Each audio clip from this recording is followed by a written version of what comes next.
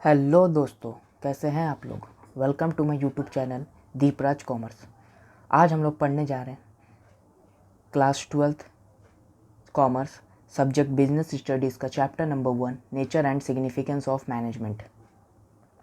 इस वीडियो में कवर करूँगा मैनेजमेंट का मीनिंग क्या होता है, मैनेजमेंट का मतलब क्या होता है। आज इस वीडियो में हम लोग समझेंगे। तो आइए जानते हैं मैनेजमेंट होता क्या है।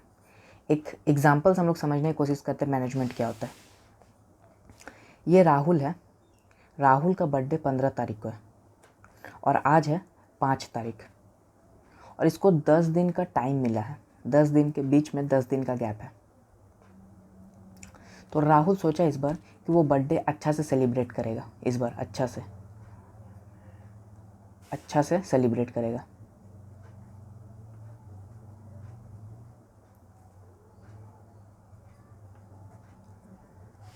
तो राहुल इस बार सोचा कि बर्थडे अच्छा से सेलिब्रेट करेगा। तो वो क्या किया, सबसे पहले उसका काम था कि वो एक लिस्ट बनाया। लिस्ट में जिन लोगों को भी वो इनवाइट करना चाहता था उनका नाम लिखा। पहला काम उसका ये था। फिर वो केक का ऑर्डर पास में ही जाके केक शॉप से दे के आया। केक ऑर्डर कहाँ से लेके आया? केक शॉप से।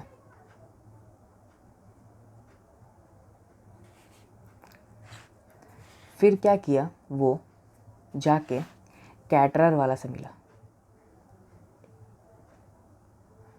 कैटरर वाला से जाके मिला कि बर्थडे पार्टी के दिन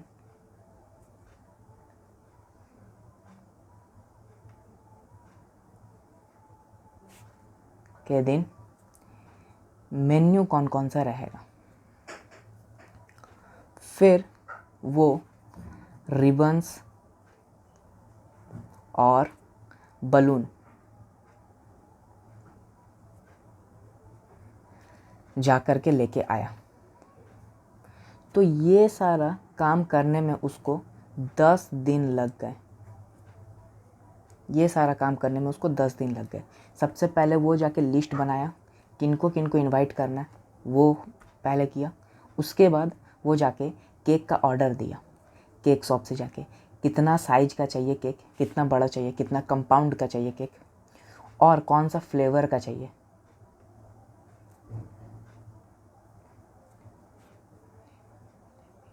कौन सा फ्लेवर का चाहिए।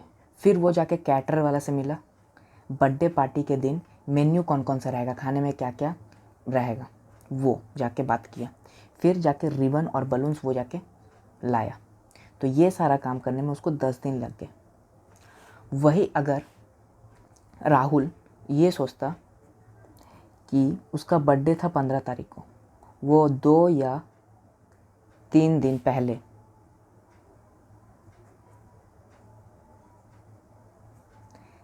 पहले जाके ये सारा काम करता तो कुछ ना कुछ छूट ही जाता।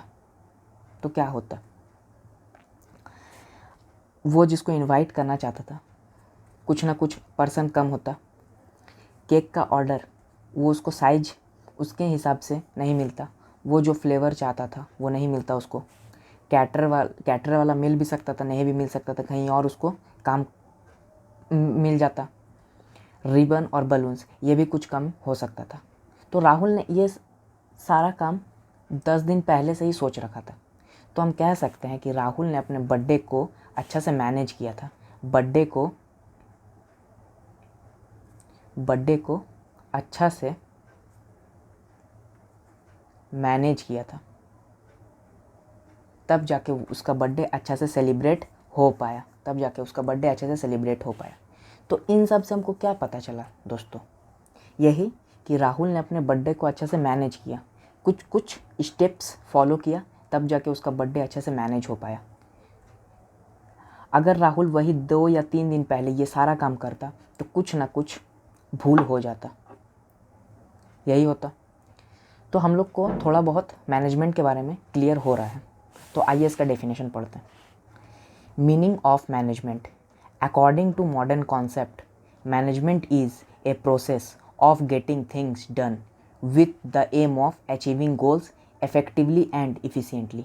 फिर से रिपीट कर रहे हैं, अकॉर्डिंग टू मॉडर्न कॉन्सेप्ट के हिसाब से management is a process. Management एक प्रोसेस है। राहुल ने जैसे प्रोसेस किया, पहले इनवाइट करने का लिस्ट बनाया, फिर जाके इनवाइट किया, केक का ऑर्डर एक बनाया, फिर सोचा कौन सा साइज़ का चाहिए, कौन कौन सा फ्लेवर चाहिए, ये दूसरा स्टेप था। तीसरा स्टेप कैटरर वाला से जाके मिला, बर्थडे के पार्टी के दिन कौन कौन सा मेन्यू चाहिए वो डिसाइड किया, फिर रिबन और बैलून्स जाके लेके आया, और भी कुछ काम होगा तो वो कुछ काम किया होगा। तो ये एक स्टेप है। तो management is the process of getting things done. एक प्रोसेस है, ये धीरे धीरे एक प्रोसेस से गुजरा। Done with the aim of achieving goal. Achieving goal का मतलब जो भी काम हम सोच के रखे थे वो काम करना। जैसे राहुल क्या काम सोच के रखा था, वो बर्थडे को अच्छा से सेलिब्रेट कर पाए, वो बर्थडे को अच्छा से सेलिब्रेट करना चाहता था, तो उसका वही गोल था कि अचीविंग गोल।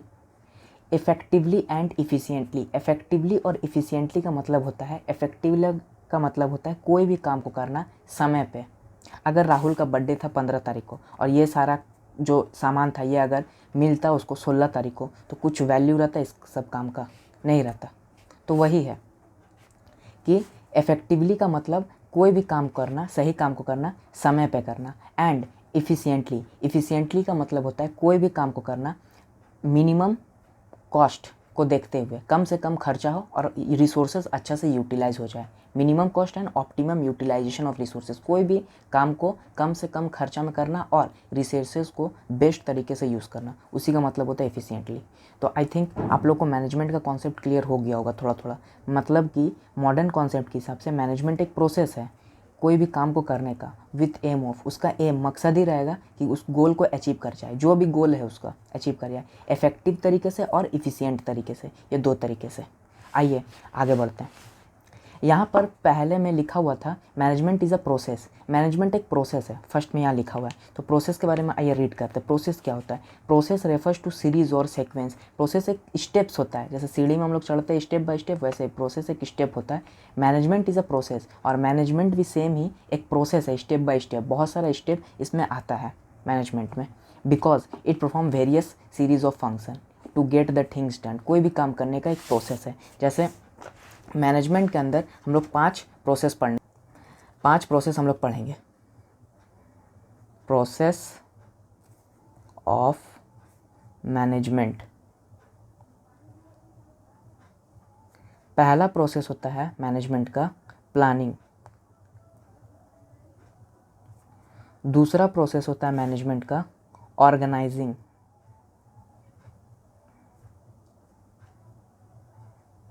तीसरा प्रोसेस होता है मैनेजमेंट का स्टाफिंग। चौथा प्रोसेस होता है डायरेक्टिंग। और पांचवा प्रोसेस होता है कंट्रोलिंग। मैनेजमेंट के अंदर ये 5 प्रोसेस है जो हम लोग आगे चलकर पढ़ेंगे। तो इसीलिए लिखा हुआ था फर्स्ट में ही यहाँ पर कि management is a process. Management एक प्रोसेस है, तो इसका मतलब हम लोग जान लेते हैं। Management is a process. Process पहला है प्लानिंग। कोई भी काम को करने से पहले हमको प्लान करना पड़ेगा, कुछ भी काम करने से पहले। तो राहुल अपना बर्थडे सेलिब्रेट करने से पहले वो प्लान किया कि बर्थडे को कैसे सेलिब्रेट करना है, ऐसे ही नॉर्मल दिन जैसा सेलिब्रेट करना है कि अच्छे से सेलिब्रेट करना है। तो वो प्लान किया, अच्छे से सेलिब्रेट होगा कैसे? इनवाइट करना पड़ेगा, केक का ऑर्डर देना पड़ेगा, कैटरर से जाके मिलना पड़ेगा, और जहाँ पर बर्थडे पार्टी देगा वहाँ जाके उसको बुकिंग कराना पड़ेगा। ये सारा चीज़ एक प्लानिंग है, तो वो प्लान किया। उसके बाद ऑर्गेनाइजिंग मतलब एक टाइप का स्ट्रक्चरल फ्रेमवर्क होता है कि कौन किसके हाथ में कितना पावर देंगे। जैसे हम लोग का स्कूल में जब प्रिंसिपल सर नहीं रहते हैं तो उस टाइम पे जितना भी साइन या फिर कोई भी डिसीजन कौन लेता है? Vice principal. तो वो हो गया ऑर्गेनाइजिंग, क्योंकि उसके पास पावर है, वाइस प्रिंसिपल पावर दिया गया है। और रिस्पॉन्सिबिलिटी, कितना रिस्पॉन्सिबिलिटी है। तो ऑर्गेनाइजिंग मतलब एक स्ट्रक्चरल फ्रेमवर्क, कौन सा कितना पावर किसको देंगे, कितना रिस्पॉन्सिबिलिटी किसको देंगे। फिर आता है स्टाफिंग। स्टाफिंग का मतलब होता है स्टाफिंग करना, मतलब कोई भी ऑर्गेनाइजेशन में देखिएगा बहुत सारा वैकेंसीज़ निकलता है गवर्नमेंट की तरफ से। एसएससी में, पोस्ट ऑफिस में पोस्ट बहुत सारा खाली रहता है। तो ये हो गया स्टाफिंग, मतलब आदमी को रिक्रूट करना। तो ये कौन करता है? स्टाफिंग। आगे डायरेक्टिंग, डायरेक्टिंग का मतलब होता है मोटिवेट करना। मान लीजिए ऑर्गेनाइजेशन में कोई पर्सन काम कर रहा है, मतलब ग्रुप ऑफ पीपल काम कर रहा है, तो उन लोग को धीरे धीरे मोटिवेट करते रहना बीच बीच में, क्योंकि वो लोग एक काम करते करते क्या होता है कि उसको थोड़ा चिड़चिड़ापन लगने लगता है। तो वही हो गया कि मोटिवेट करना। डायरेक्टिंग का मतलब होता है मोटिवेट कर देना और कम्युनिकेट करना। फिर और आज अगर कोई अच्छा से काम करेगा तो उसको बोनस दिया जाता है, रिवार्ड दिया जाता है, तो उसी के अंदर आ जाएगा डायरेक्टिंग। फिर बात करते हैं कंट्रोलिंग। कंट्रोलिंग का मतलब होता है कंट्रोल करना। फॉर एग्जांपल मान लीजिए हम लोग प्लान किए थे 100 यूनिट प्रोड्यूस करने का एक दिन में पर डे, और हम आके देखें कि 80 यूनिट प्रोड्यूस हो रहा है पर डे, तो यहाँ पर डिफरेंस आ जा रहा है 20 यूनिट का। तो ये 20 यूनिट का डिफरेंस क्यों आ रहा है, रीज़न क्या है, 20 यूनिट क्यों प्रोड्यूस नहीं हो पा रहा है, तो इसी के अंडर आ जाएगा कंट्रोलिंग। तो कंट्रोलिंग में से पता लगा जाएगा तो डिफरेंस क्यों आ रहा है, कमी क्यों हो रहा है, जो प्लान किए थे और जो एक्चुअल में काम चल रहा है उसके बीच में जो डिफरेंस है क्यों इतना कम हो रहा है, तो वही होता है कंट्रोलिंग। अब बात करते हैं ये सारा काम करेगा कौन, ये सारा काम करता है मैनेजर। ये सारा काम करता है मैनेजर। प्लानिंग हो गया, ऑर्गेनाइजिंग हो गया, स्टाफिंग करना, डायरेक्टिंग करना, कंट्रोलिंग करना, मतलब ऑर्गेनाइजेशन को मैनेज करता है मैनेजर, करता है मैनेजर। आइए देखते हैं प्रोसेस का डेफिनेशन। तो प्रोसेस रेफर्स टू सीरीज और सीक्वेंस ऑफ स्टेप। प्रोसेस का एक सीरीज है और सीक्वेंस है स्टेप्स का। Management is a process, management एक प्रोसेस है बिकॉज क्योंकि it perform series of function. Management के अंदर बहुत सारा फंक्शन परफॉर्म करना पड़ता है, जैसे to get the things done, कोई भी काम करने का। दिस फंक्शन आर प्लानिंग हो गया, ऑर्गेनाइजिंग हो गया, स्टाफिंग, डायरेक्टिंग एंड कंट्रोलिंग। ये सारा प्रोसेस हम लोग परफॉर्म करते हैं। टोटल 5 है। आगे इसके बारे में डिटेल में पढ़ेंगे, चैप्टर्स ही है पूरा, planning, organizing, staffing, directing and controlling. Next effectiveness. Effectiveness में क्या लिखा हुआ है, it is concern with doing the right task, कोई भी काम करने, सही काम करने का, completing activities and achieving the goal on time. मतलब कोई भी काम करो, सही काम करो और समय पे करो, गोल ऑन टाइम अचीव करो, काम को अचीव कर लो, गोल को अचीव कर लो समय पे, on time. Next efficiency. Efficiency का मतलब होता है it refers to do the task, task को करो in the right way, right तरीके से, that is with minimum cost and optimum utilization of resources. मतलब मिनिमम कॉस्ट से और ऑप्टिमम यूटिलाइजेशन ऑफ रिसोर्सेज, मतलब बेस्ट तरीके से, मतलब अच्छा से रिसोर्सेज को यूज़ करना है और कॉस्ट को देखते हुए। मतलब इफ़िशियंसी में हमको कॉस्ट को नज़र रखना है। इफ़िशियंसी में, इफ़िशियंट, इफेक्टिवनेस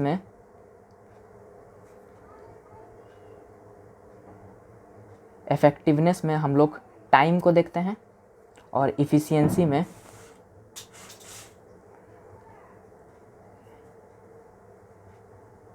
हम लोग कॉस्ट को देखते हैं।